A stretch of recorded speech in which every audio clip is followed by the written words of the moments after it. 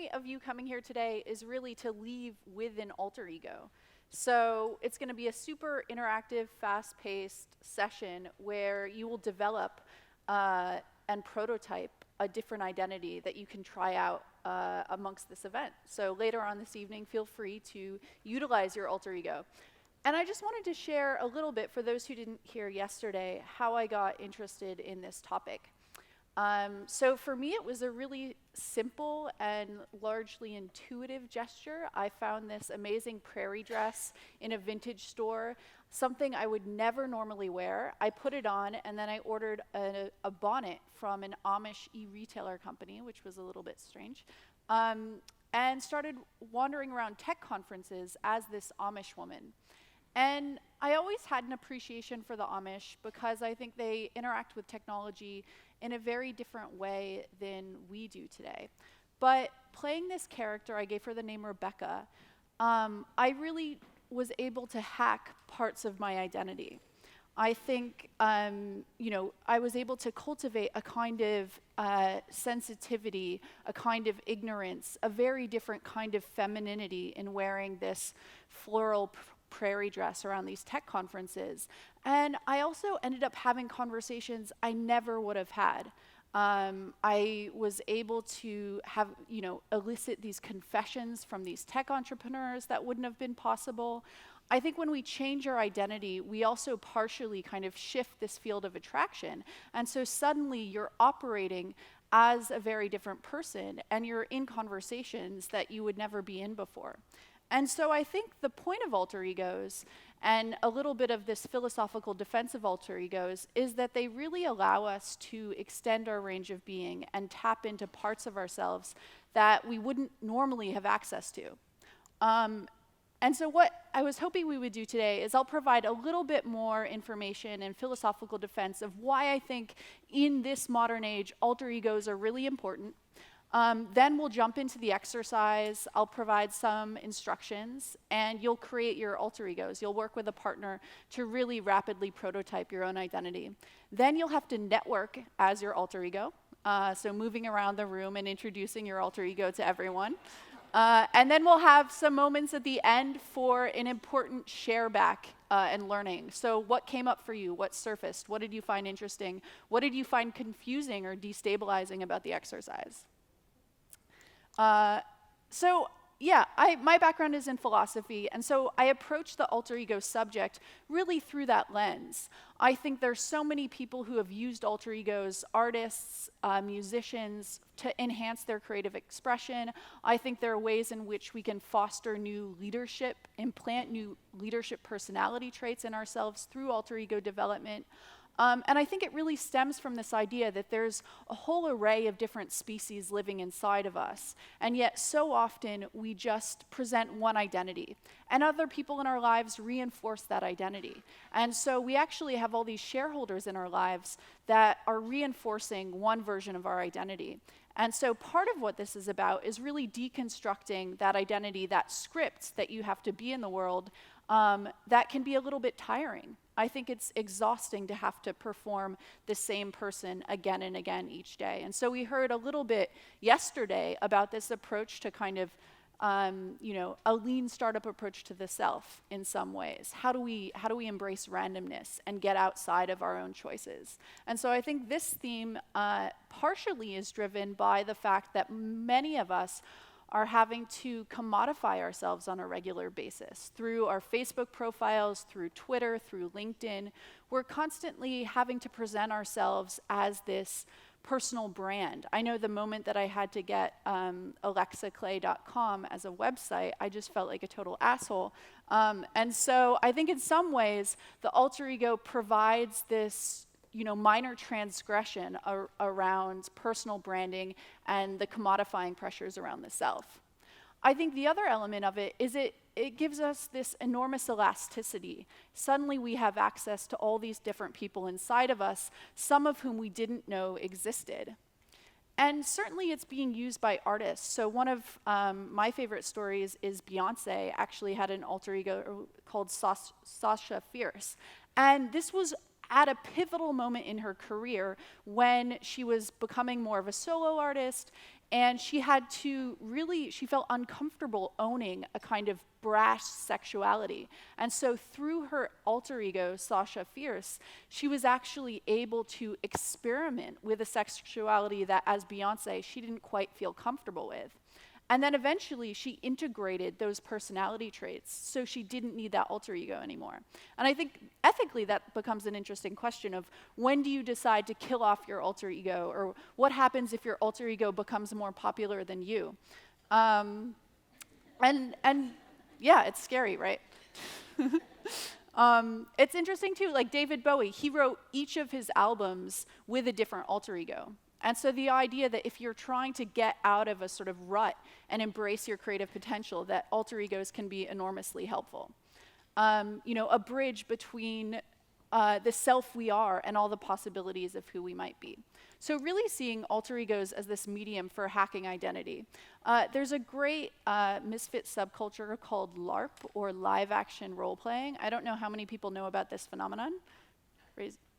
One, yay, two, few. So this is most notably connoted with kind of nerds running around in the woods with swords.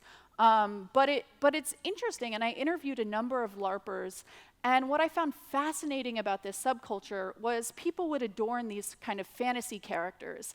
And in playing these characters in these games and performances, they essentially would have this phenomenon called bleed, which would happen. And bleed is when you begin to absorb the personality characteristics of the character that you're playing. So I interviewed someone who was a deep introvert, super shy guy. And then in engaging in these live action role-playing games, he suddenly taught himself how to be a massive extrovert. And so now he functions in the world as an extrovert. And so, in some ways, I think our identities aren't stagnant, and we can really figure out ways to expand our potential. These are friends of mine who actually, Molly and Sam, and they're married. They use alter egos in their marriage. So famously, Molly one night for Sam's birthday invited him, had his friends bring him to this bar, and she was completely a different character. She pretended she was in town in New York as a Christian publisher, and wore a wig and was just not the usual Molly. And he had no idea. This woman approached him at the bar. I have no idea how she had such a good costume, but he had no idea that this was his wife. And so then they got into this really interesting conversation they would have never had, and she was flirting with him and trying to seduce him. And so for their marriage, this was just a moment that got them into a different place, that kind of reanimated their relationship in some ways. So I think as much as, yeah, you can imagine, right? If you're committed in a monogamous relationship, alter egos can provide access to different fantasies that you might have had. Another famous experiment was someone in Washington State who basically sold shares in himself, and so treated himself like a company. And what that meant was his shareholders could then make decisions for him. So if he wanted to get a haircut, he would ask his shareholders whether or not he should get a haircut. And people would buy these shares. So for him, it was a money-making scheme. But every decision of his life was outsourced for a little while. So, should he date this person? Should he get engaged to this person? Was outsourced to his shareholders. And I think we have to make so many decisions all the time. We kind of have this decision fatigue that this is another experiment with identity hacking. I think it brings up this question, too, of is the identity in constant flux? Or is the self an illusion altogether? I know personally in my life, I've almost felt like life is a timeshare for competing selves. So during different periods of my life, there'll be different kinds of personalities that are dominant or that are kind of in the driver's seat. And then other personalities will come up later. And so it often feels like this timeshare kind of concept. And so alter egos can actually be a way of accessing and switching over that driver's seat if you feel like you want to give leadership to another version of yourself. It is an exercise in deconstruction. So it's really trying to unbundle yourself rather than trying to have more clarity around yourself. It can also be a little bit terrifying. So one of the things that I advise in developing an alter ego is not to develop something super schizophrenic from who you are. Try and focus, and this is in the handout, but try and focus on some dormant elements of your personality. I think the business case for alter egos allows you to live more experimentally in your life, heightened sense of joy, animation, and curiosity. Operate with more agility. I think alter egos make us resilient in some ways because we can code switch to different personalities that give us this adaptive capacity for going through life. Allow us to access more of our potential. I think going back to that Fernando de Pessoa quote, when we're actually able to tap into those different species we have inside of us, that brings out an enormous human range that we don't normally have access to. And then, like with David Bowie and Beyonce, this ability to foster higher creative expression and creative practice. So now on to the prototyping. Each of you will have this worksheet in front of you. And I'll just run through a few guidelines to keep in mind as you go through this exercise. The first is, this is not therapy. It might feel a little bit like therapy, but it's all made up. It's meant to be a playful exercise. I'm not a guru. Don't take it too seriously. I have had people cry before during this workshop, so some emotional stuff might come up. Do invite your inner child to come and play, and as this is a partner exercise, really use empathetic and deep listening. Share deeply and really take a risk. This is potentially an alter ego that you can bring back home.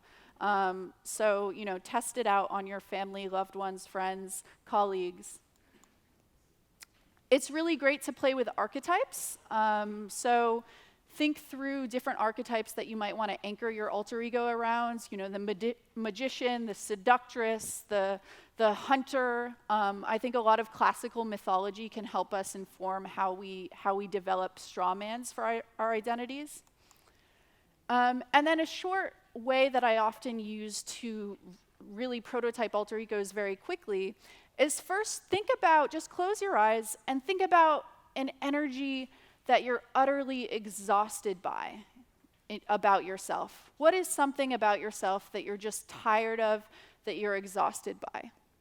It could be that you've been hypercritical lately, that you're too much of a perfectionist, that you're too much of a pessimist. What is something about yourself, not that you hate, but that you're just getting a little tired by, that's exhausting you at some level? Then really think about what characteristics are the opposite of that energy. So if you're a heightened perfectionist, maybe being more fun-loving.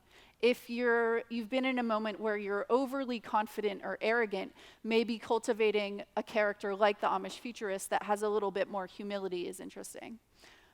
If you've been, super spontaneous and fun-loving, then maybe choose something that's a little bit more disciplined, militant.